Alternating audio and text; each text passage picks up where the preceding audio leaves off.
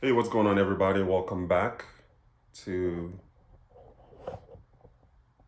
the channel. If you are watching for the first time, my name is Richard Barakat. I'm a Nigerian-born U.S. citizen based in Las Vegas, Nevada, building a commercial rental property in the city of Uyo, Akwa Ibom State, Nigeria. Although I was born in Lagos, my parents are from Akwa Ibom. I spent a little bit of time in Akwa Ibom State, went to boarding school out there, actually, for those who didn't know. It was my first time sharing that. So I did go to boarding school a couple of years in Akwa Ibom State, Nigeria, but I am presently based in Las Vegas, and I've been so for not 13 years, 11 years now. Prior to Vegas, I lived in LA for about 12 years, went to college out there. And in this video, I want to talk about why I am building a corporate Airbnb rental property in Uyo, Akwa Ibom State, instead of affordable housing for the public. My core audience are Nigerians in the United States or Nigerians in the diaspora who are looking at investment properties or looking at investment opportunities in Nigeria, including business opportunities. Times have changed. Times have changed, guys. You know, the world is not what it was 10 years ago. A lot of my colleagues who are based here in the United States, everyone is starting to look at what they can do back in Nigeria. They are looking at creating lasting legacies. They're looking at creating some sort of business or income generating enterprise that they can tap into to support their lifestyle in Nigeria as well as abroad. But unfortunately, there's not a lot of platforms out there that guides, at least practical platforms that guides Nigerians on even where to start. And that is why I created this channel. In addition to this YouTube channel, we also have an Embericat WhatsApp group. This is a private WhatsApp group connecting diasporans, Nigerian diasporans all across the world with local Nigerians for projects, land acquisition, real estate development, business opportunities. If they're also looking for service providers, that's what this platform is for. We have project managers, we have building engineers on that platform.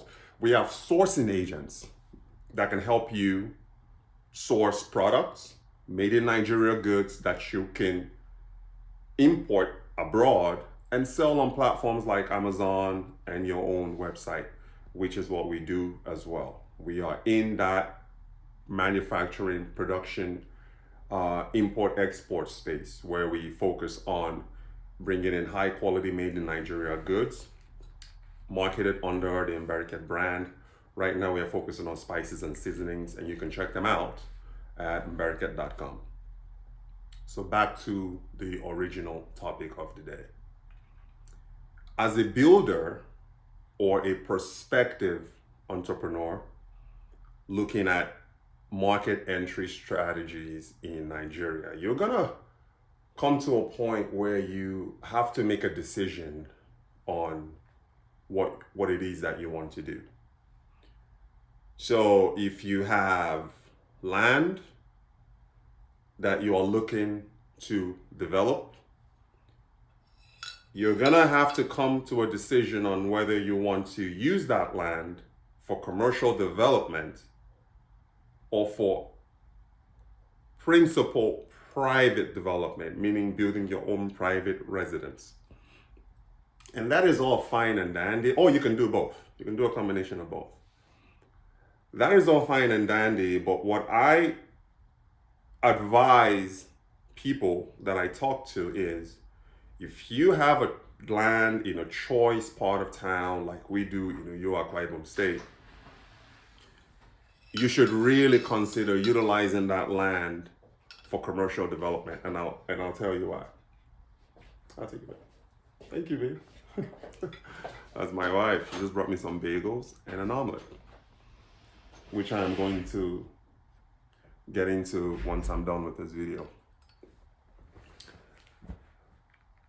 Now, yes, so you're gonna have to decide, do you want to utilize that land to build a private principal residence, which we also have, or do you want to utilize it for commercial purposes?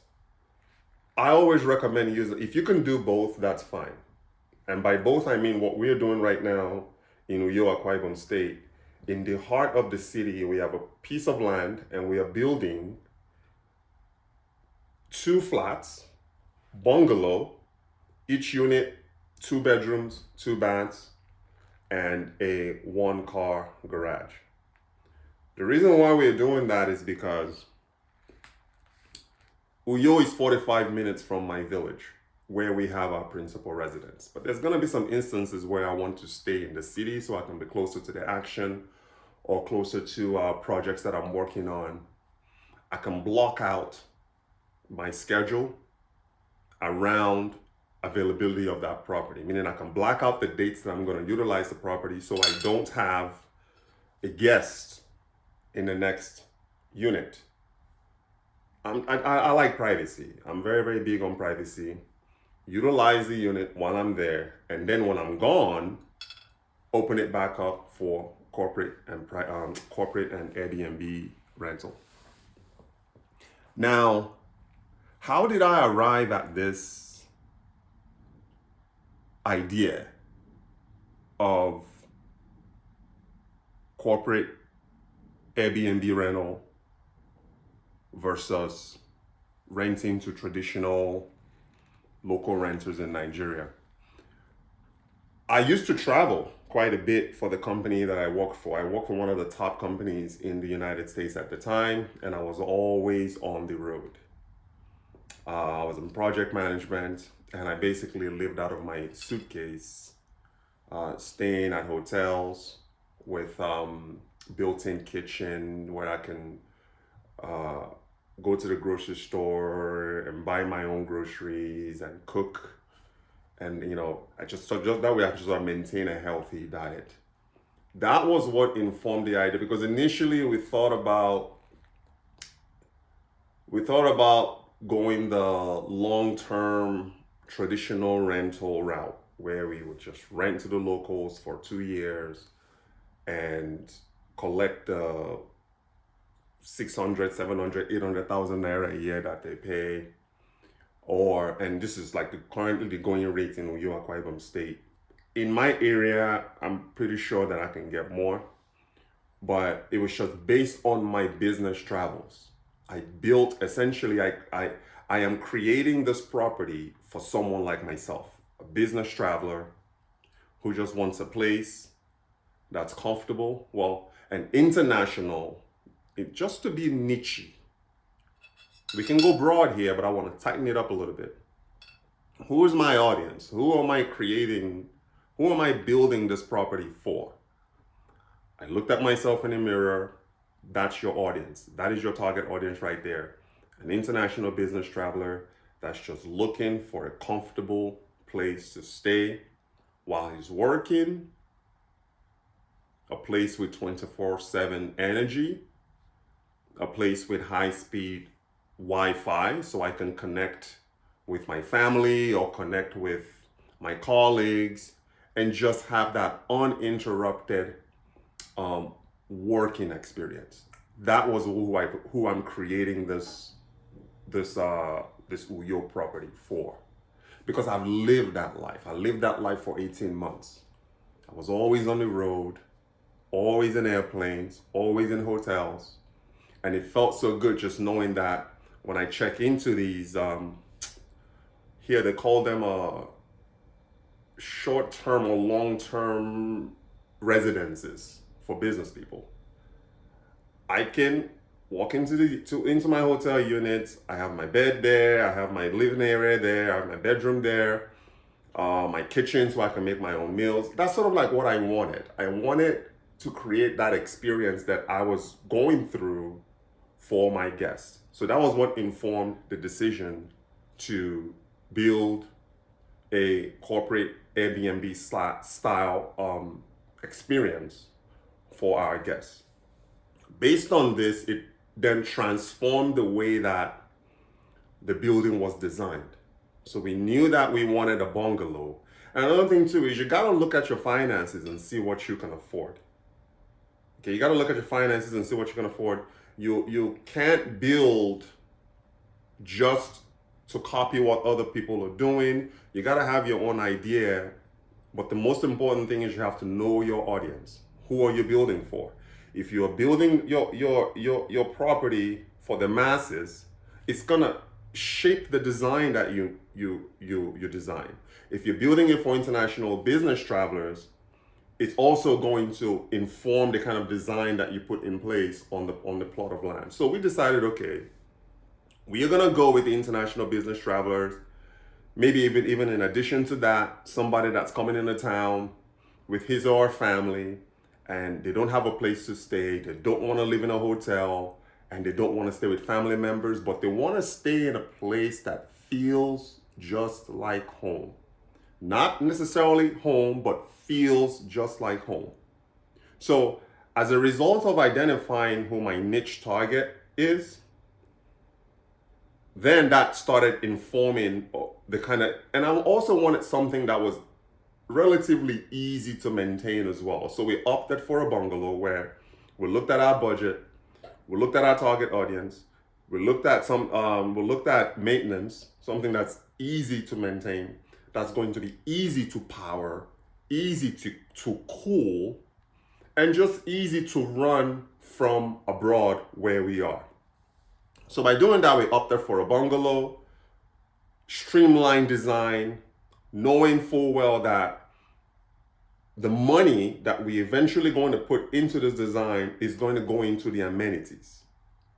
If that makes sense. It's going to go into having that 24/7 power, having that cooling AC and heating system. Well, Nigeria don't really need a heating system, but that cooling system that our guests will enjoy.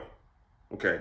So once that is done, then we just went straight in with the design. I hired an architect. I gave him the survey and the land plan to build 2 units, or at least design 2 units on the land, each consisting of 2 bedrooms, 2 baths, and a built-in garage.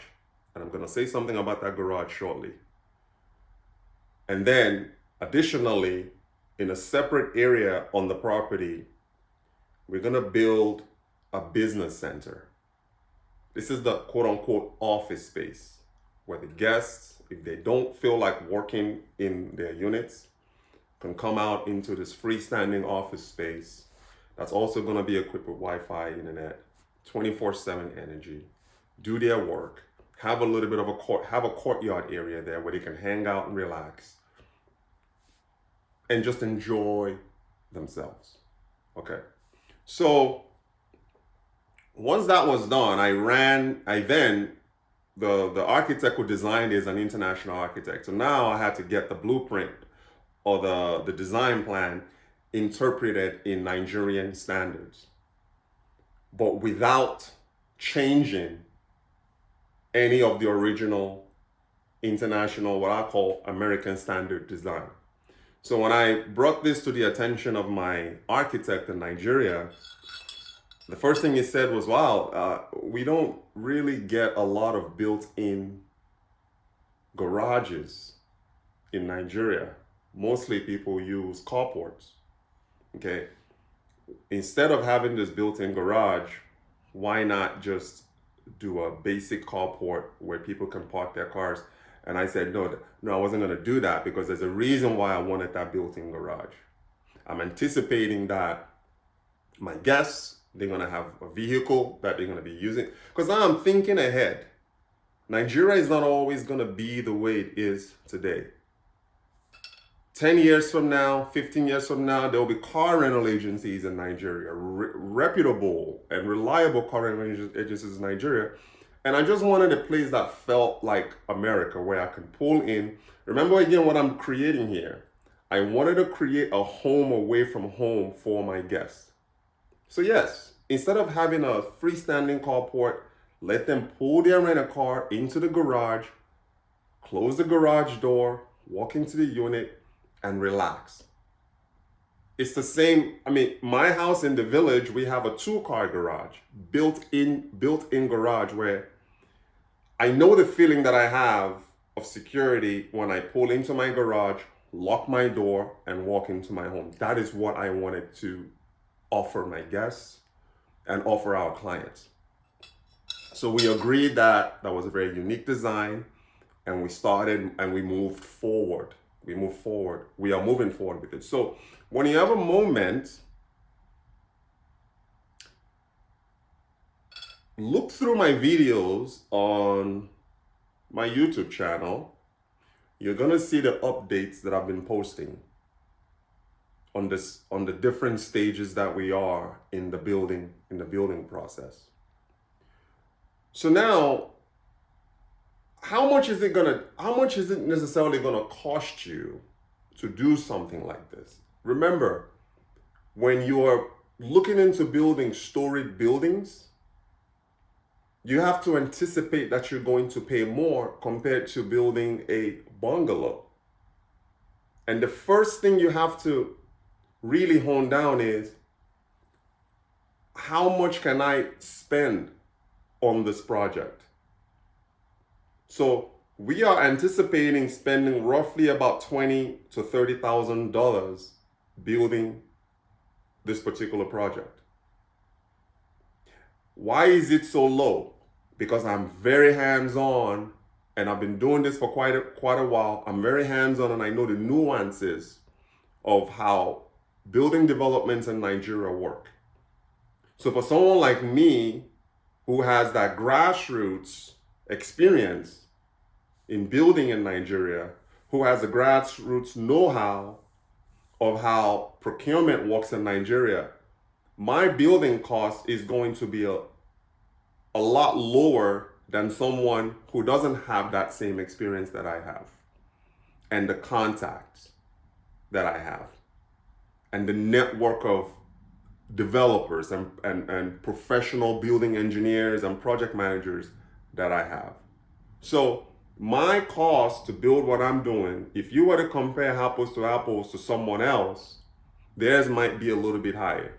And plus, another advantage that I have is I'm building in Uyo. I'm building in a state that I know, in a state that I'm very, very, very familiar with. It's going to be different if you're building in a place like Lagos or Abuja or Port Harcourt.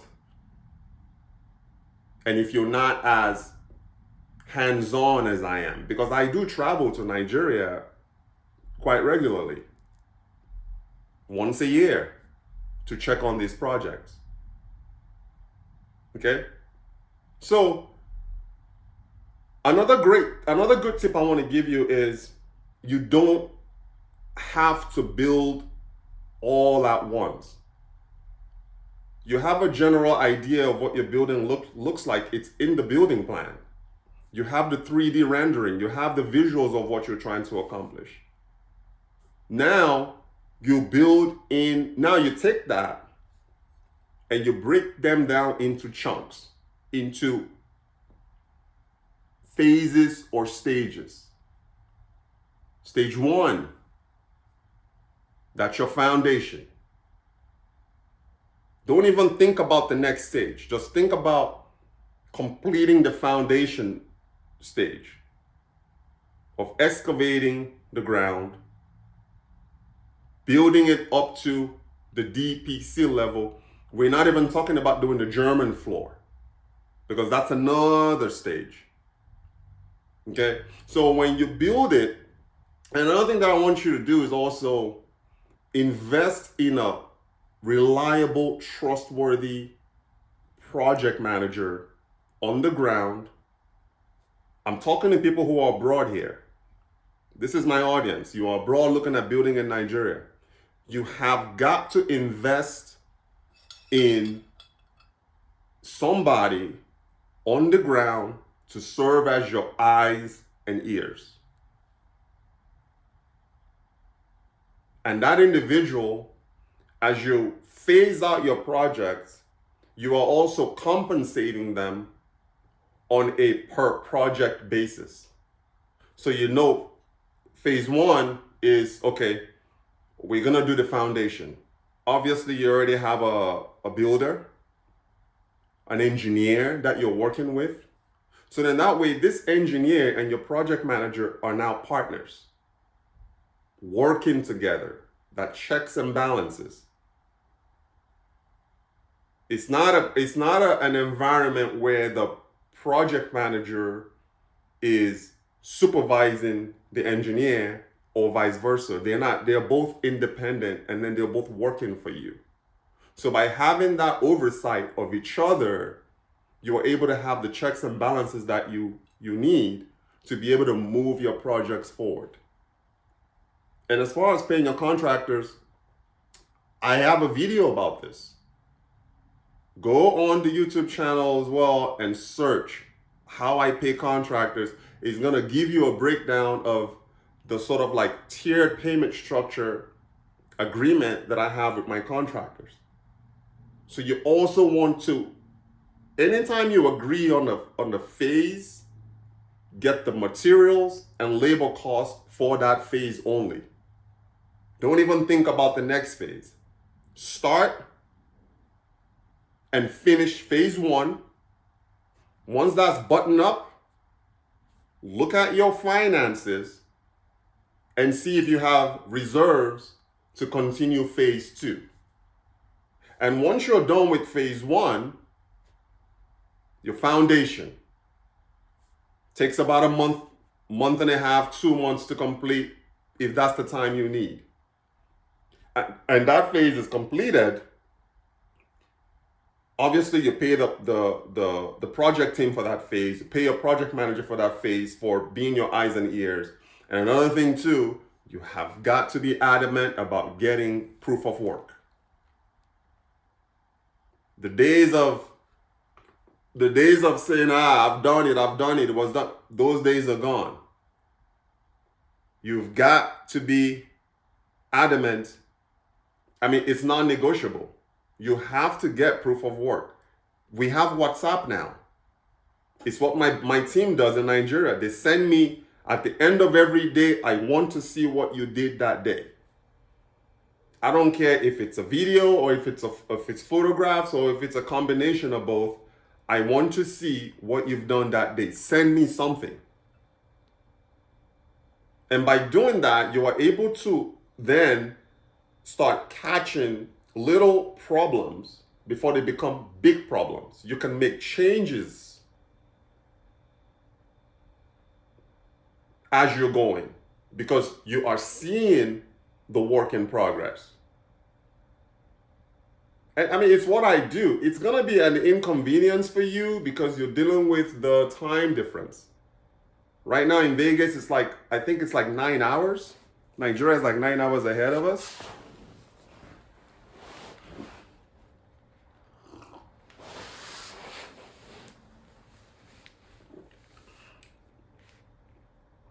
But it's worth it long term. Because when you are on top of your game and you're on top of your project, it keeps everybody else on top of their game. But if you are an absentee, or just do it and send it. But my cousin went through that. He wasn't following up on his projects, and by the time he actually got a chance to look at his projects, they had done the windows wrong, the doors were wrong, the materials that they used were subpar materials because he wasn't as hands-on like he was supposed to be. So you want to avoid making those sort of mistakes.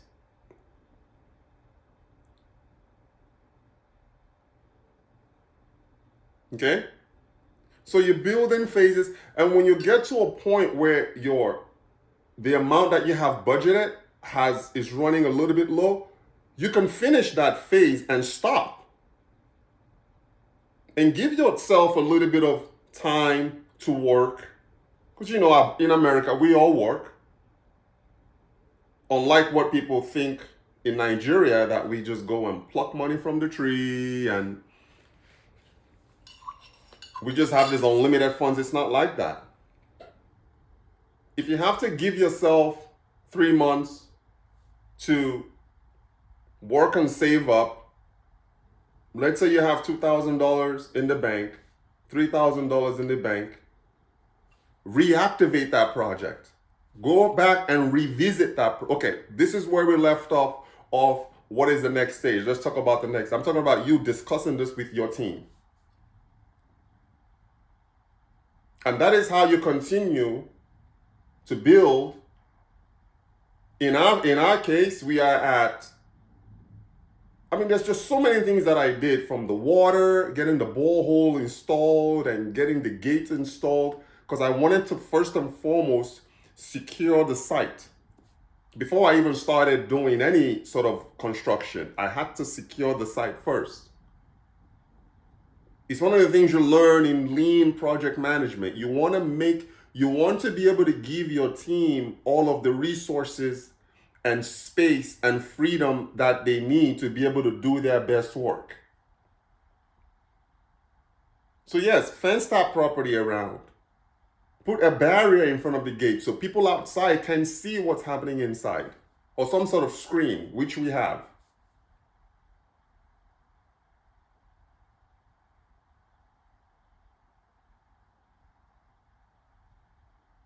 And I want to talk about the remittances too.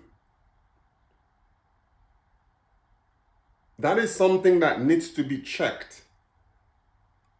There are instances of people sending remittance money back home to these things don't work. I am a living proof that sending remittances home to Nigeria to friends and family does not work. I did it for 11 years. 11 years. And none of those people that I sent money to for 11 years, they are all in the same position that they were in. All in the same position. Not a single, if I look back at the money that I spent,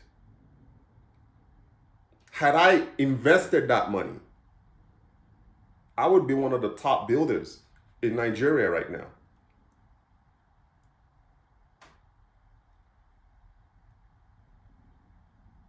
If you are a father and you have a family, you're based abroad, you have the opportunity to come abroad, you have a family back home in Nigeria, and by a family I mean your wife, your kids, maybe an elderly parent that needs financial assistance here and there. Those ones are okay. You can send the remittances for those people. But when it comes to your brother, your 30-year-old brother, your 35-year-old brother who has hands and legs, and sister that can go out there and work, but they refuse to,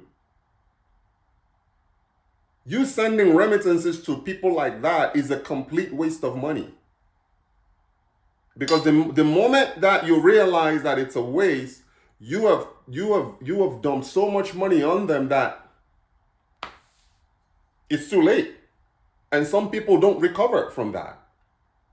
The only advantage that I had I wouldn't say advantage, the only thing that I had on my side was that I did my stupid dumb remittances from 19 to 30.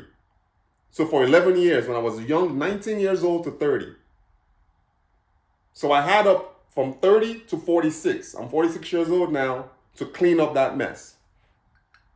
And when I look back now, all of those people that I supported, not a single one of them is doing anything with their lives.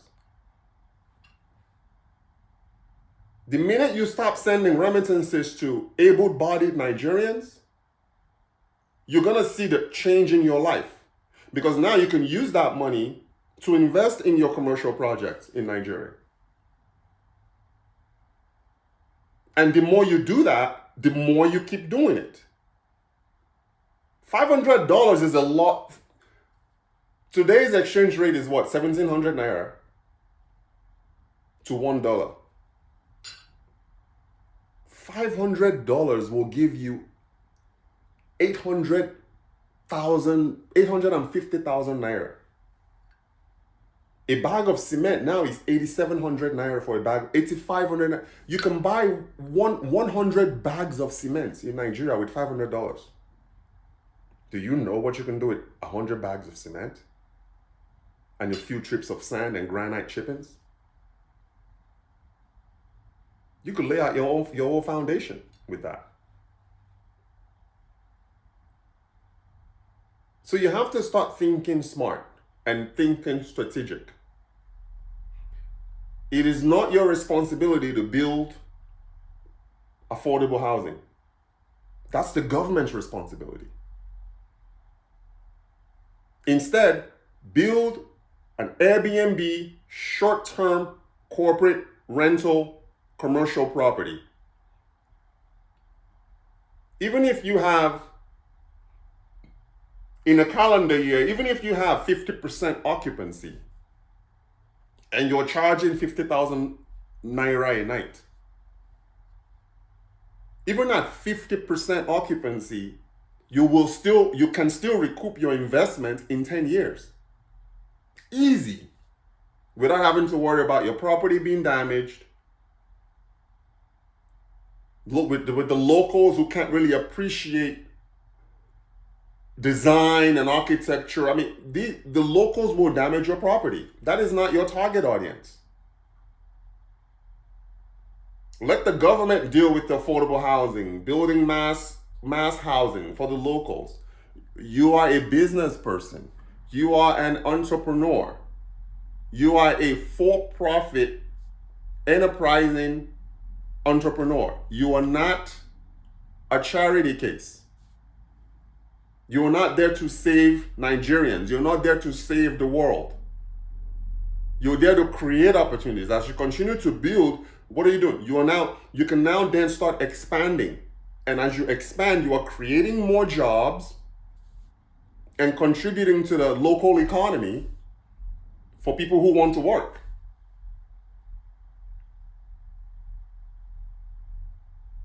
So I'm just sharing my journey, hands-on, practical journey, hands-on, practical experiences with you.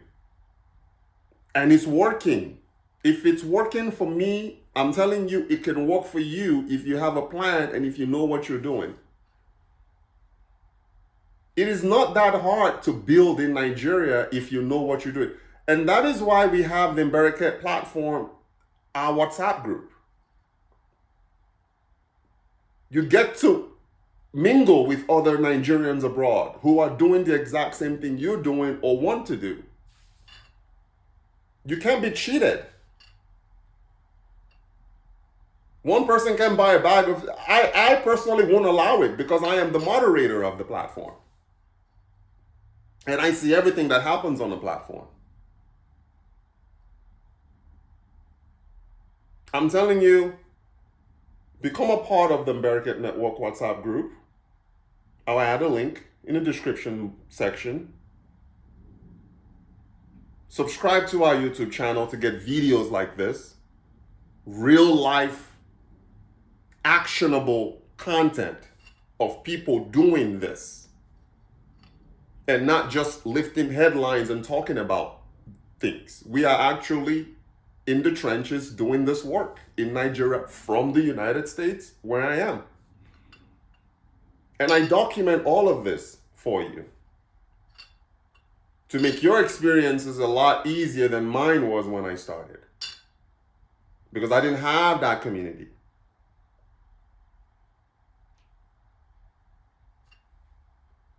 Think commercially. I know someone right now who's building, it's like 3-story, this is in Nigeria too, 3-story building, and it's self-contained, it's a studio, and he's targeting like college kids in Nigeria who are paying 120,000 naira. Why? You will never ever recoup your investment. He's not done yet. He's building 18 of these self-contained apartments for college kids. How much are they going to pay him a year for one unit? 120, at the most, 150,000 naira. It will take you 50 years to recoup that investment. Even if it's just a cookie cutter, one door, two window, self-contained, it's still going to take you at least 2 or 3 decades to recoup that investment, if at all you recoup it. Because with students, you have to continually upgrade. But when you are dealing with business travelers and international clientele who appreciate property, who just want a safe place to sleep at night that is not a hotel, and when they're there for 2 weeks, if in a case where you are booking corporate rentals, like when I was traveling, we would book out our units for 3-4 months at a time, paid for by the company.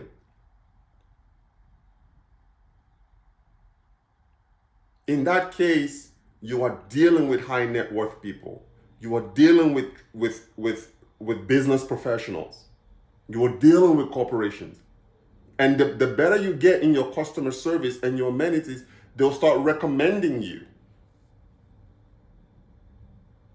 That is our vision for the property that we're building in Uyo, Akwa Ibom State. Yes, I don't need 100% occupancy. I'm okay with 50%, 75% occupancy. I'm okay with that. Because I know I'm going to recoup that investment in 5 years. So I'm going to end with this. Obviously, the choice is yours if you want to be a charity, if you want to be a businessman. But if I'm advising you, which by the way, I do offer consulting services for foreigners or Nigerians abroad who are looking at doing something in Nigeria commercially or even privately, I do offer that consulting service. E-commerce, brand strategy, how to manufacture made in Nigeria products for the United States market. I offer consulting in those areas too. Real estate development.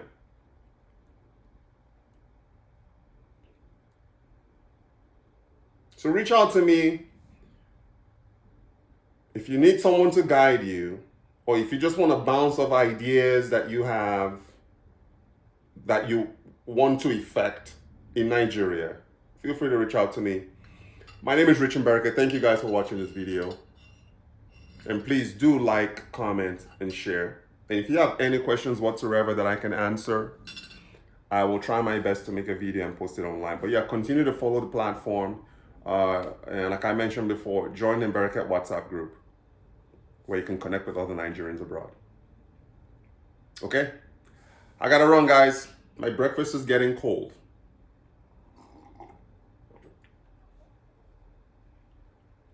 Talk to you guys later.